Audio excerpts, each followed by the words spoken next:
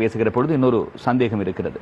என்னவென்று சொன்னால், அண்மை காலமாக தமிழ் தேசிய கூட்டமைப்பினுடைய ஊடக பேச்சாளர் பதவி மற்றும் பாராளுமன்ற கொறடா பதவி என்கின்ற 2 பதவிகள் பங்காளி கட்சிகளிடையே பகிரப்பட வேண்டும் என்கிற ஒரு நிலைப்பாடு எழுந்திருந்தது. ஊடக பேச்சாளர் பதவி செல்வம் அடைக்கலநாதன் அவர்களுக்கும், கொறடா பதவி தங்களுக்கும் வழங்கப்பட வேண்டும் என்கிற ஒரு கோரிக்கை எழுந்த பொழுது தாங்கள் கூறியிருந்தீர்கள், கொறடா பதவி எனக்கு தேவையில்லை, ஆகவே ஊடக பேச்சாளராக நாங்கள் செல்வம் அடைக்கலநாதன் அவர்களை வைத்துவிட்டு அந்த பதவியை ஸ்ரீதரன் அவர்களுக்கு கொடுப்போம் என்று தாங்கள் கூறியிருந்தீர்கள். ஆகவே இந்த ஒரு சந்தர்ப்பத்திலே ஸ்ரீதரன் அவர்கள் மின்னல் நிகழ்ச்சியிலே கலந்து கொண்டிருக்கின்ற பொழுது கொறடா பதவி என்பது ஒரு பியோன் வேலையை ஒத்த ஒரு பதவி, ஆகவே அந்த பதவியை விட்டுக் கொடுப்பதற்கு நான் தயாராக இருக்கிறேன், வரவு செலவு திட்ட விவாதங்கள் தொடங்கிய பொழுது கூட தாங்கள் எத்தனை விவாதத்திலே கலந்து கொண்டீர்கள் என்கிற ஒரு நிலைப்பாட்டை வெளிப்படுத்தி இருந்தார். இந்த விடயம் தொடர்பான தங்களுடைய நிலைப்பாடு என்ன? நன்றி கோகுலன், நான் இதை எதிர்பார்த்தேன். நீங்கள் இந்த கேள்வியை கேட்பீர்கள், கேட்க வேண்டும் என்று விரும்பியிருந்தேன். ஏனென்றால் முதலாவது விஷயம், இந்த பிரச்சனை எப்படி உருவானது என்றால், ஒன்று இந்த கொறடா, இந்த கொறடான்றது தெரியும் தானே, வெஸ்ட்மினிஸ்டர் சிஸ்டத்தில் அந்த விப்பென்று வந்தது இப்போ கொறடாவாக மாறி இருக்கிறது என்று விப்பென்னு சொல்வார்கள். இந்த பதவி போன பாராளுமன்ற காலத்திலேயே தனிய பங்காளி கட்சிகள் மாத்திரமல்ல, தமிழரசு கட்சியில் இருந்த பலரும் இதை ஒரு மிக பிரச்சனையாக பார்த்தார்கள் என்றால் தங்களுக்கு சரியான நேரம் பகிர்ந்தளிக்கப்படவில்லை என்று. இது பல தமிழ் கட்சிக்காரர் சொல்லியிருக்கிறார்கள், நானும் பார்த்திருக்கிறேன். கடந்த பாராளுமன்ற காலத்தில் நாங்கள் நேரம் கேட்கின்ற போது அநேகமாக கிடைக்கின்றது அதனால் தான் நாங்கள் எங்களுக்கு பேச தெரியாமல் பேசாமல் தானே. ஆகவே எங்களுக்கு நேரம் கிடைப்பது அரிது. நீங்கள் வேண்டுமென்றால் பங்காளி கட்சிகள் அல்ல போன முறை தமிழரசு கட்சி பாராளுமன்ற உறுப்பினர்களை கூப்பிட்டு கேட்டாலும் அவர்கள் சொல்லுவார்கள். அதிலே முக்கியமாக சம்பந்தனர், அடுத்தது சுமந்திரன், முதலாவதாக ஸ்ரீதரன், அதற்கு பிறகுதான் சுமந்திரன், அதற்கு பிறகு சேனாதியன். இவர்களுக்கு ஒதுக்கப்பட்டு ஏதாவது நேரம் மிஞ்சினால்தான் மற்றவர்களுக்கு கொடுக்கணும். அதுவும் முக்கியமாக சம்பந்தனருக்கு கொடுக்கின்ற நேரத்திலே எங்களுக்கு நேரத்தை தந்தால் அவர் பேசிக்கொண்டு போய்க்க நேரம் முடிஞ்சதுன்னா அவர் சொல்லுவார், I take the colleagues time என்பார். அதை விட முடிஞ்சார், நாங்கள் விரும்பி சொல்லி நான் கொடுக்க மாட்டேன். ஆகவே அவரே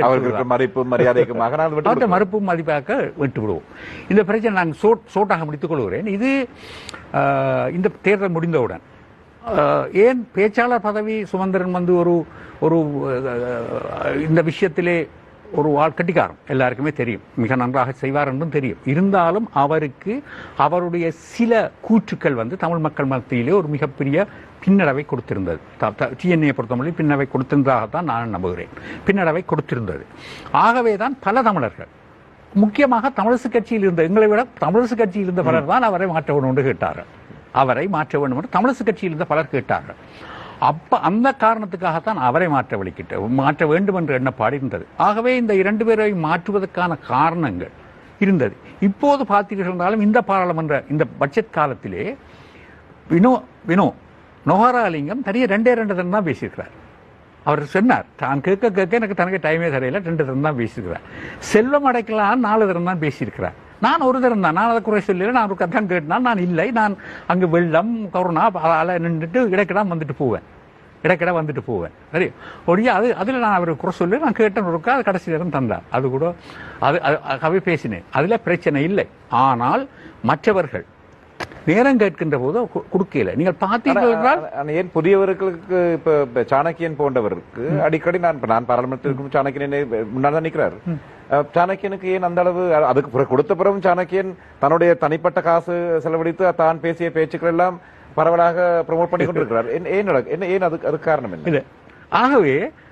ஆகவேதான் நாங்கள் கேட்டோமே தவிர, இது உங்களுடன் கடைசியாக நடந்த பாராளுமன்ற இந்த கடைசிக்கு முதல் பாராளுமன்ற தேர்தல் முடிந்து வந்த போது இது பற்றி பேசப்பட்ட போது அது உடனடியாக சுமந்திரன் சொன்னார், நான் தன்னுடைய பேச்சாளர் பதவியை விடுவதாகவும் அந்த இடத்துக்கு ஸ்ரீதரனை பிரேரிப்பதாகவும் நாங்கள் செல்வத்தை பிரேரித்தோம். அப்போது 4 பேர் செல்வத்துக்கும் 5 தமிழரசு கட்சிக்காரர் ஸ்ரீதரனுக்கும் என்று சொன்னார்கள் ஆதரவு என்று.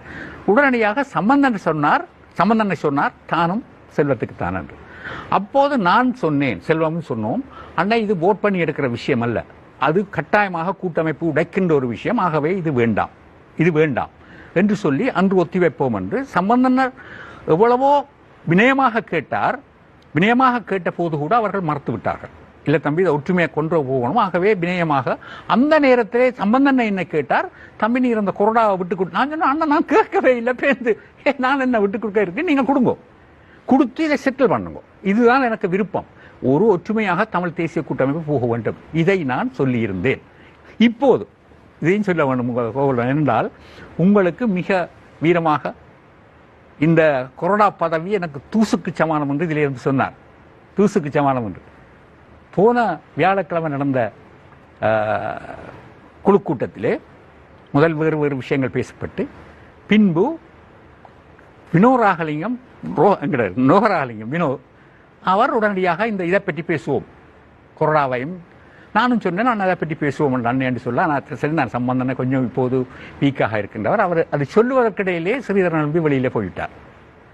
அவரை தொடர்ந்து 4 பேரும் போய்விட்டார்கள். கடைசியாக சுமந்திரன் சென்றார். அப்போது சம்பந்தனை உண்மையாக திகைத்து விட்டார். இது என்ன நடக்குது என்று தெரியாமல் திகைத்து போய் நின்றார்.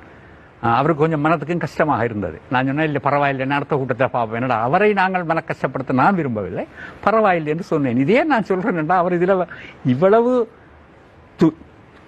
விரிவாக ஆவேசமாக சொல்லிவிட்டு அங்கு வந்து